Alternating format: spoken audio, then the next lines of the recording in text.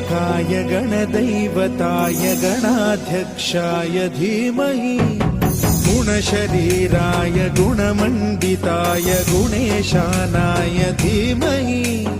गुणातीताय गुणाधीशाय गुणप्रविष्टाय धीमहि एकदन्ताय वक्रतुण्डाय गौरीतनयाय धीमहि गजेशानाय भालचन्द्राय श्रीगणेशाय धीमहि